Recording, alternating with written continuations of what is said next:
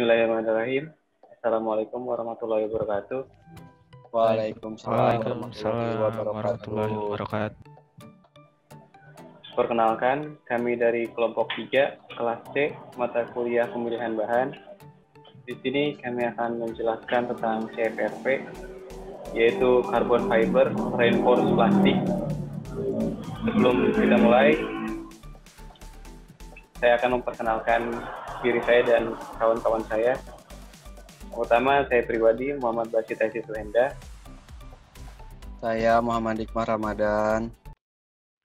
Saya Nur Muhammad Hidayatullah. Saya Reja Subagja. Riki Prinsya. Saya Riki Eka Prasetya.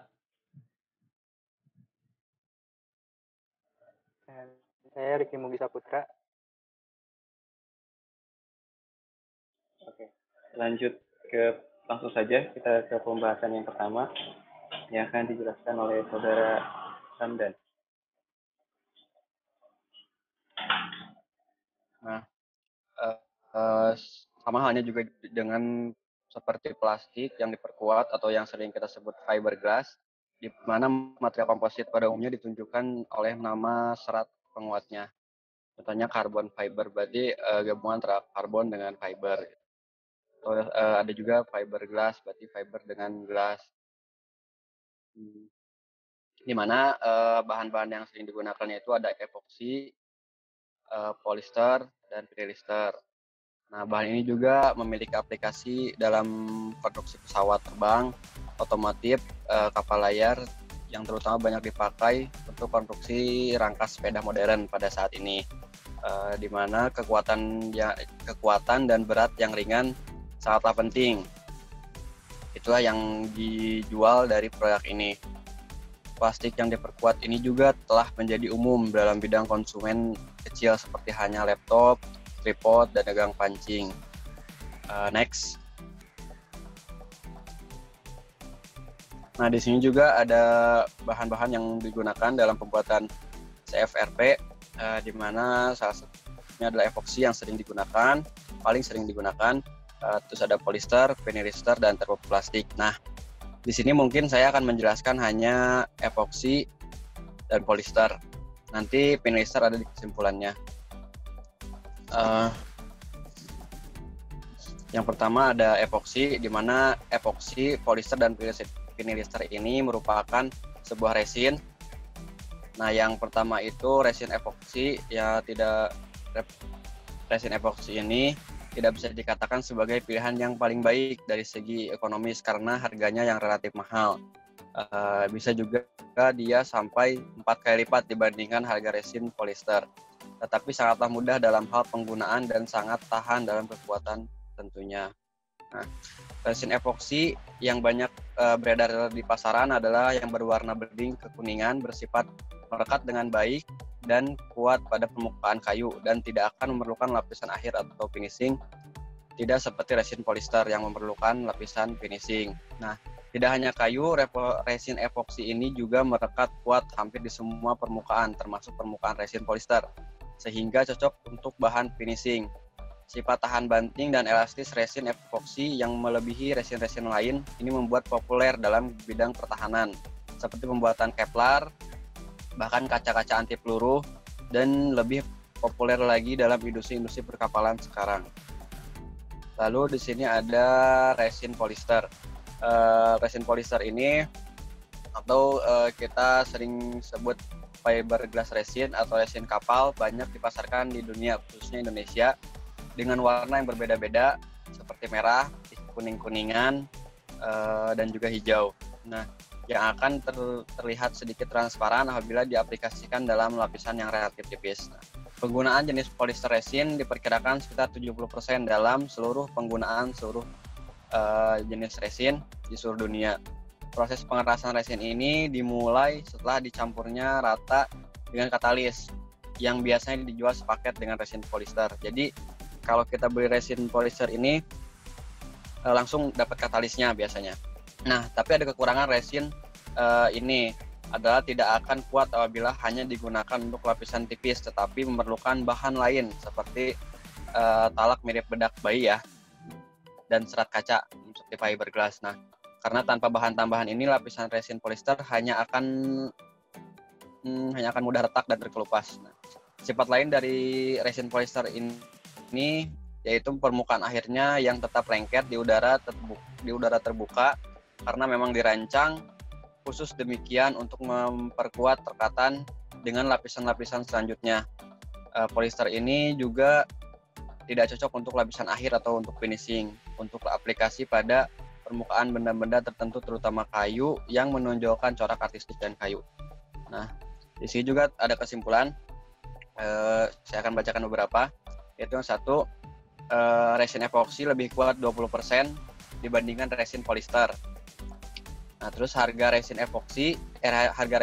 polyester jauh lebih murah dibandingkan harga resin epoksi. Resin polyester tidak bisa digunakan untuk melapisi atau memperbaiki benda-benda yang terbuat dari resin epoksi karena tidak akan merekat dengan baik. Nah, resin polyester berbau tajam sedangkan resin epoksi tidak. Penggunaan resin epoksi lebih praktis dibandingkan resin polyester. Lanjut, permukaan lapisan polyester terasa lengket sedangkan resin epoksi tidak demikian karena digunakan untuk finishing.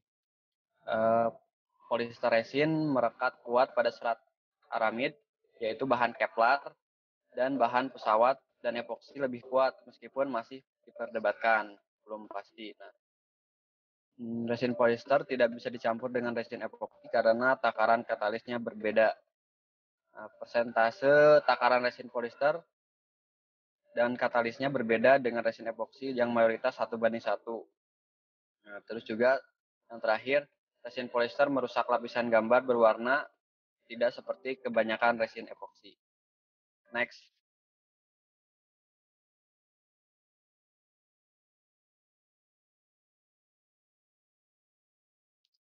Baik, ciri-ciri material properties.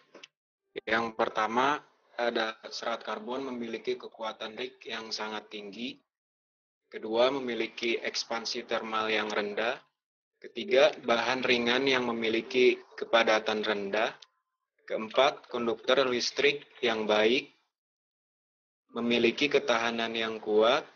Komposit memiliki pergeseran, kekuatan, dan secara substansial lebih ringan daripada logam. Yang terakhir, komposit dapat dibuat anisotropik, yaitu memiliki sifat berbeda dalam arah yang berbeda, dan ini dapat digunakan untuk merancang struktur yang lebih efisien. Oke, next. Kali ini ada bahan baku.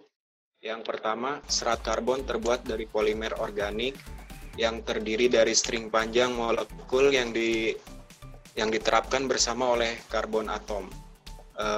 Yang kedua, produsen serat karbon berbeda satu sama lain dalam kombinasi bahan baku yang mereka gunakan. Jadi mereka biasanya memperlakukan formulasi khusus mereka sebagai rahasia galang. Oke, next.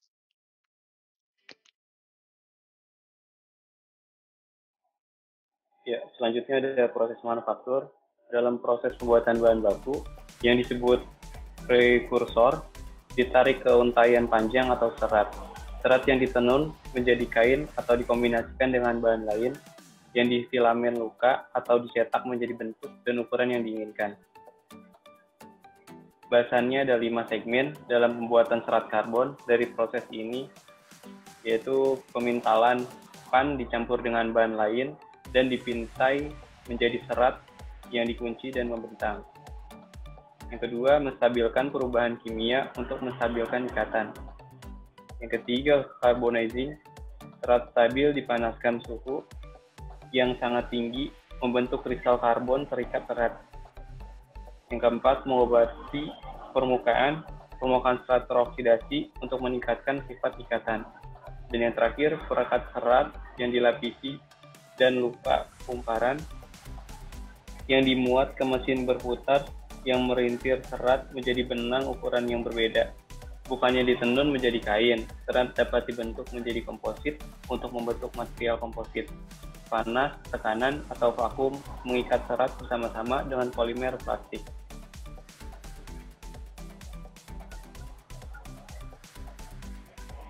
Selanjutnya ada tantangan. Dalam pembuatan serat karbon membawa sejumlah tantangan. Di antaranya, yang pertama, kebutuhan untuk lebih hemat biaya pemulihan dan perbaikan. Yang kedua, proses pengobatan permukaan harus hati-hati, diatur untuk menghindari penciptaan lubang yang dapat mengakibatkan serat rusak. Yang ketiga, tutup kontrol yang diperlukan untuk memastikan kualitas yang konsisten. Yang keempat, masalah kesehatan dan keselamatan. Yang kelima, iritasi kulit. Yang keenam, iritasi pernapasan. Dan yang terakhir, busur dan arus pendek dalam peralatan listrik karena elektron konduktivitas yang kuat dari serat karbon. Ya, selanjutnya masa depan karbon fiber. Karena kekuatan tarik tinggi dan ringan, banyak yang menganggap serat karbon sebagai bahan manufaktur yang paling signifikan dari generasi kita. Serat karbon mungkin memainkan peran yang semakin penting di berbagai bidang, seperti bidang energi, yaitu bisa windmill, penyimpanan gas alam, dan transportasi sel bahan bakar. Lalu pada konstruksi ada konstruksi ringan beton peracor dan perlindungan gempa. Lalu pada mobil, saat ini digunakan hanya untuk kendaraan kinerja tinggi. Teknologi serat karbon bergerak ke penggunaannya yang lebih luas. Pada Desember 2011, General Motors mengumumkan bahwa itu bekerja pada komposit serta serat karbon untuk produksi massal mobil.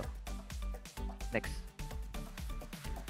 Lalu pada pesawat pertahanan dan pesawat komersial, pesawat tidak berawak.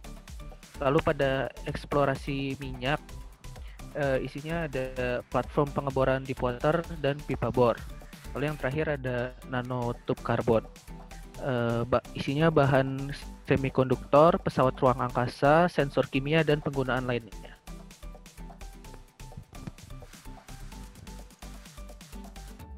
Ya, selanjutnya ada kelebihan dari CFRP. Yang pertama, kelebihannya adalah ringan. Yang kedua, kekuatan tariknya lebih tinggi. Yang ketiga, lebih mudah dibentuk dan dikerjakan. Yang keempat, mengurangi hambatan. Yang kelima, mengurangi polusi. Yang keenam, umur pemakaian lebih lama. Yang ketujuh, tidak perlu perawatan.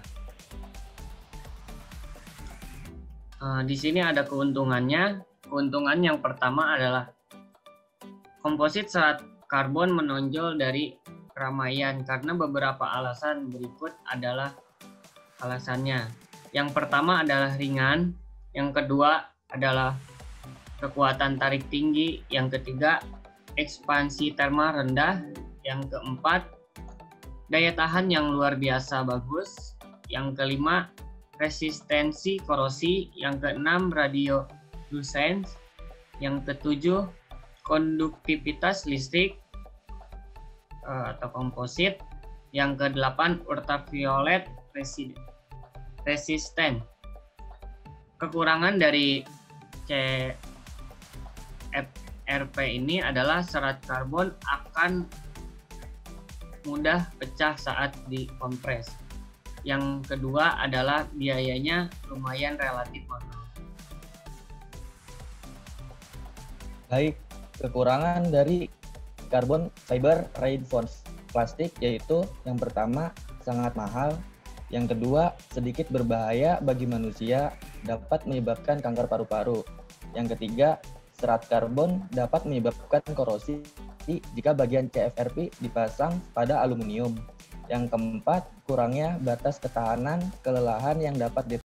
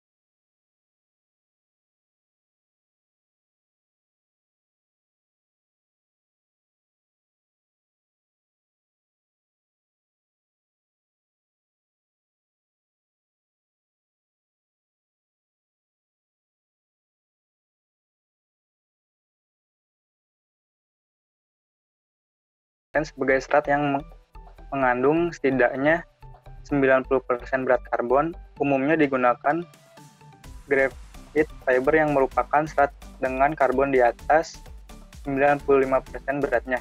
Komposit karbon fiber cocok untuk aplikasi struktur yang harus memenuhi persyaratan kekuatan, ringan, dan ketahanan terhadap fatigue. Pengaplikasian CFRP di dunia nyata digunakan dalam industri untuk memperkuat struktur yang ada atau sebagai bahan penguat alternatif, penekanan alih-alih baja sejak awal proyek peningkatan kapasitas beban struktur lama seperti bangunan dan jembatan. Di sini ada beberapa contoh di bawah jembatan, lalu struktur tembok. Nah, ini kita ada contoh video dari proses pengaplikasian CFRP pada konstruksi bangunan.